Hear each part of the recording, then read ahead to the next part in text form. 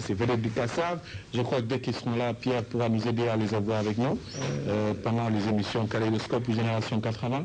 Voilà, donc je dirais que dans un premier temps, Kassav sera, bon, je confie la chose parce que Kassav doit transiter, enfin, il devrait normalement faire une escale à Dakar en provenance du Mali, parce qu'ils vont, en sortant du Mali, ils vont à Conakry. Dans la soirée du vendredi 13, puisqu'ils arrivent à 21h40 exactement.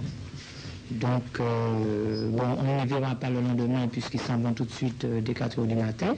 Mais ils seront effectivement à Dakar le lundi 16 mars. Le lundi 16 mars, donc voilà, à partir de cette semaine, je crois que pour la prochaine émission Génération 80, on peut faire des croix et espérer avoir ici, sinon toute la bande, mais au moins nous aurons la vedette sénégalaise Jocelyne Dawar, que nous avons adaptée au Sénégal, et j'espère qu'elle pourra venir et chanter en direct pour les enfants.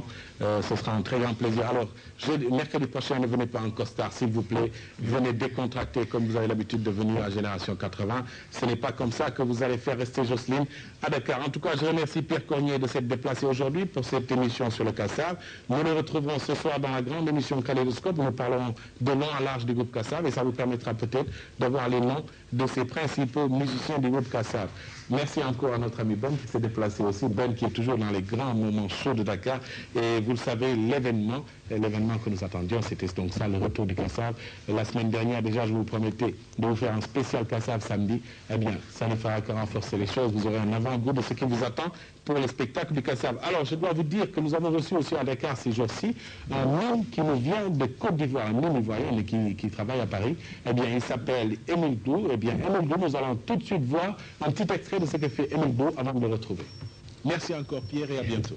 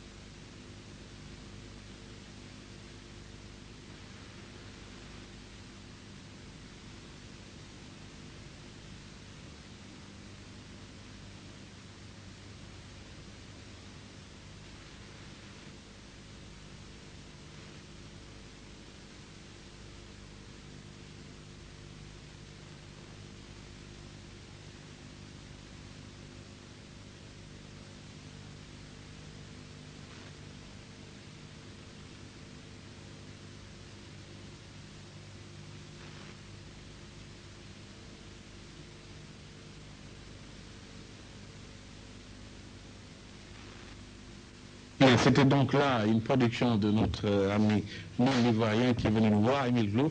Émile Glou, bonjour et merci d'être venu à Génération 80. Alors, c'est un métier très difficile que d'être mime. Il faut une concentration extraordinaire. Et là, vous faisiez justement l'homme qui était en train de manger un peu de miel. Et à la fin, on a vu la persécution des abeilles qui vous attaquaient. C'est ça. C'est vrai que le mime a été considéré jusqu'à maintenant comme une discipline assez taboue en Afrique. Justement, c'est dans ce but que j'essaie de faire ce périple pour essayer d'initier aux jeunes africains. Et leur faire savoir également que le mime, c'est une forme d'expression gestuelle qui les interpelle, parce qu'en Afrique, on fait beaucoup de mimes à travers les danses et tout ça, mais sur le plan théâtral, on n'a jamais pu exploiter cela. Alors, justement là, c'est une scène dont je me suis inspiré, villageoise, des gens qui vont à la recherche du miel, sans se prémunir des conséquences. Et là, on s'aperçoit qu'en léchant bien sûr le miel, il y a les abeilles qui se déversent sur la personne qui est, la persécute. Alors, je voulais aussi vous demander, est-ce qu'il y a beaucoup d'Africains dans ce métier? Beaucoup d'Africains, très peu pratiquement. Je suis pour l'heure le premier Africain à faire de cette discipline un métier, vraiment. Parce que déjà, c'est la deuxième fois que je viens en Afrique. Je suis allé en 84 au Niger, à Ouagadougou et à Abidjan pour faire la promotion du mime, et ça s'était bien passé. Jusque-là, bon, je reviens cette année au Sénégal. J'ai l'intention de faire ainsi plusieurs pays d'Afrique parce que je connais bien ces pays. En tant que comédien, j'ai parcouru une quinzaine de pays en Afrique autrefois en faisant de la cité de poésie. Et là, je me suis reconverti complètement dans le mime. Donc, je pense que c'est une discipline qui me convient. Et, voilà. Vous vous sentez bien là-dedans? Absolument, oui. Alors, je dois vous demander, comment il faut faire pour devenir mime, pour un jeune qui veut s'intéresser à cela, par exemple? Alors là, c'est un autre problème, parce que on ne peut pas demander aux jeunes, bien sûr, d'aller en Europe pour suivre des études de mime. Sinon, autrement dit, tout est concentré à Paris. Hein. Il faut suivre une école de mime. Je crois que il n'y a pas d'école sans, comment dirais-je, il n'y a pas de, comment dirais-je, comment je peux appeler ça, sans école, on ne peut pas avoir une base de mime. Et il faut avoir, cette base est très indispensable pour la création. Et comme il n'y a pas d'école de mime ici, ce qu'il faudrait peut-être faire, c'est peut-être faire venir de temps à autre des professionnels pour initier aux jeunes, et puis, bon, l'expérience fera le reste. Autrement dit, moi, j'ai suivi des cours de mime de Marceau, François Descroux et Pierre Richy, qui, dans les années très lointaines, a été professeur à Dakar, d'ailleurs. Oui, Pierre Richy, j'ai suivi des cours avec lui, et moi, j'en fais du mime professionnel. Je pense que ce qu'il y a à faire, c'est de faire venir les professeurs internationaux. Voilà. Alors, je devrais vous demander, Émile Glou, alors, c'est le calendrier de vos programmes à Dakar. Est-ce que vous avez déjà préparé un calendrier au niveau des écoles, au niveau des établissements qui seraient susceptibles de vous accueillir, ou est-ce que vous allez faire un spectacle qui va intéresser tous les jeunes?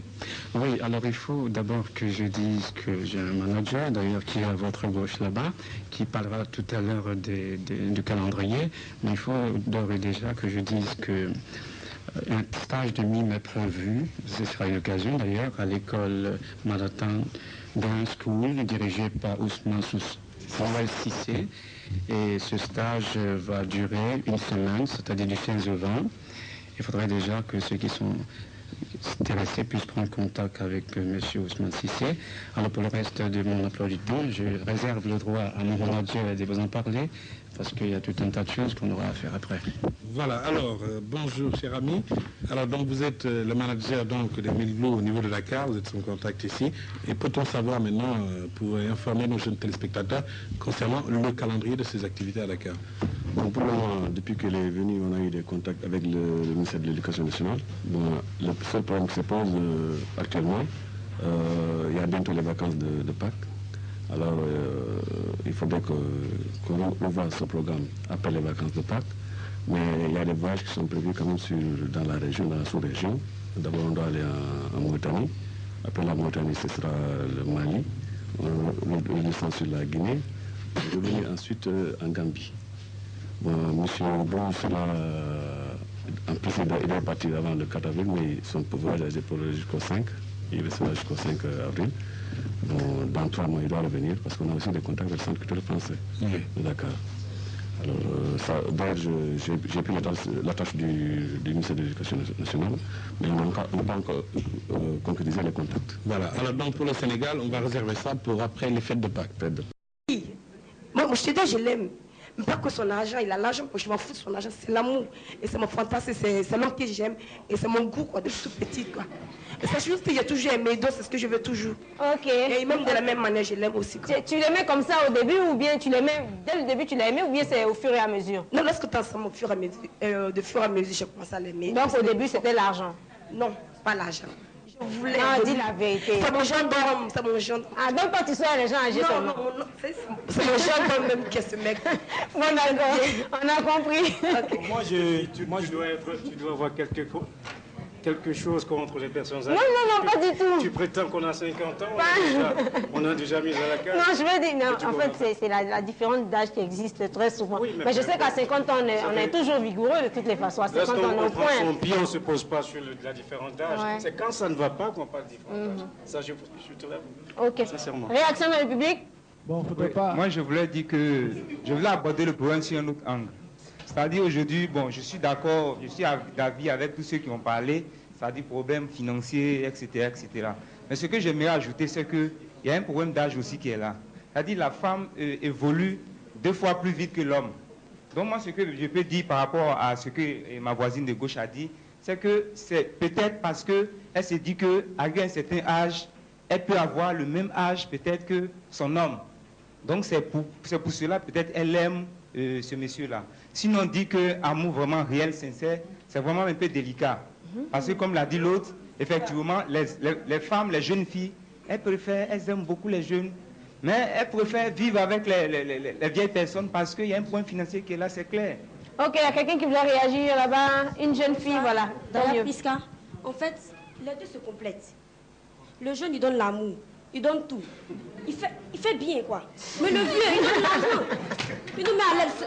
Il nous prend comme des enfants, en fait, c'est ça. Il se complète. Il n'a rien à dire, il se complète. Donc le jeune, le vieux, ça va de pair. Tu me donnes de l'argent, je m'habille, je suis jolie, je rayonne. Mais le jeune, tu m'as rendu jolie. On fait qu'on roule. C'est ça. Devant-vous.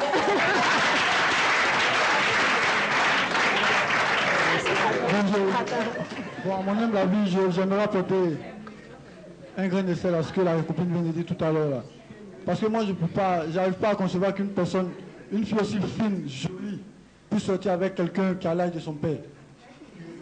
Parce que soit c'est pas intérêt, ce qu'on vient de dire là, c'est pas intérêt, ou bien il ne peut même pas avoir d'amour même. Parce qu'on peut aimer seulement que son papa. Un vieux comme son petit ami, c'est pas possible. Bon,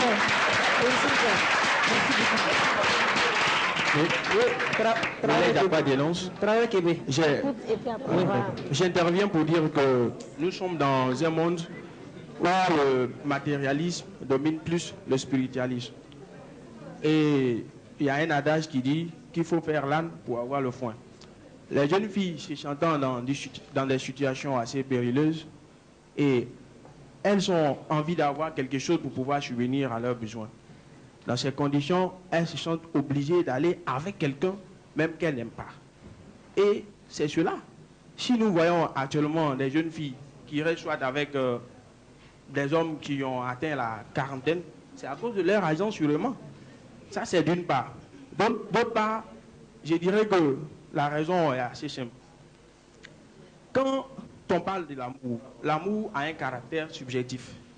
Chacun de nous a ses goûts et préfère ce qu'il a envie d'avoir. Donc si elle s'adonne à cette personne-là, c'est pour dire que c'est ce qui répond à leur goût. C'est pourquoi elle se donne à cette personne. Pourquoi leur en vouloir? On sait très bien que en amour, il n'y a pas d'âge, il n'y a pas de limite. Quand vous dites qu'une fille, une jeune fille, peut-être de 20 ans, ne peut pas aimer un homme de 50 ans, je suis désolée. Est-ce que l'homme de 50 ans, il a une canne? Il est quand même, par exemple, je veux dire... J'ai dit, vous prenez beaucoup. J'ai dit ça. Mais c'est vrai, vous admettez avec moi que celui qui a arrêté là, c'est un homme. Il est aussi beau que toi. Je parle de toi, il est aussi beau que toi. Il est assez compétent.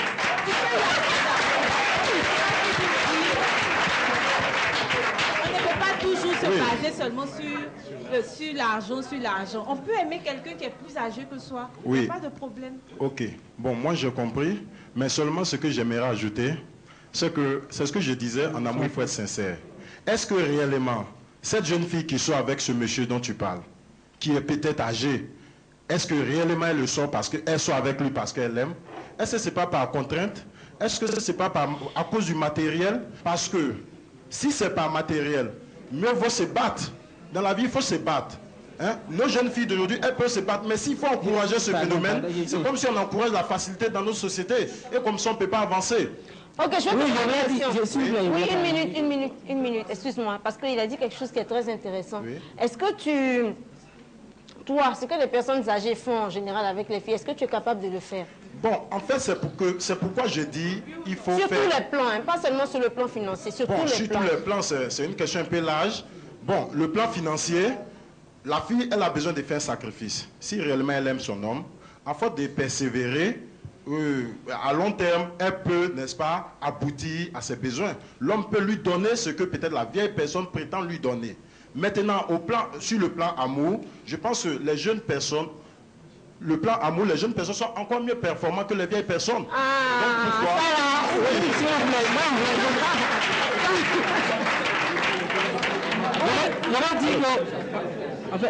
entendre les uns et les autres parler. Oui.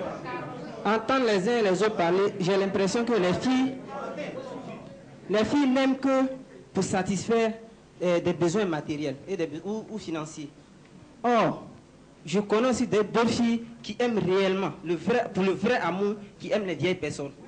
Ce n'est pas forcément pour satisfaire des besoins matériels, financiers. Voilà. Oui. Ce que moi j'aimerais dire, c'est quoi? Alors, Stéphie, ce que j'aimerais dire, c'est quoi? Vous voyez, dans la vie, généralement, c'est la majorité qui emporte. Quand on dit qu'il y a des jeunes filles qui aiment bien par amour, hein, elles aiment les personnes âgées, bon, ça c'est une goutte d'eau dans la mer. Sinon, logiquement, réellement, les jeunes filles vont vers les personnes âgées à cause de leur argent. De Dieu, l'argent. L'argent, c'est ce qu'elle veut. La personne avec qui tu es là, oui. Elle a quel âge? La personne a 25 ans. C'est une jeune fille? Une jeune fille belle. Oui, mais elle est avec toi. Oui, mais moi je ne suis pas vieux. Oui. C'est ça aussi. Oui.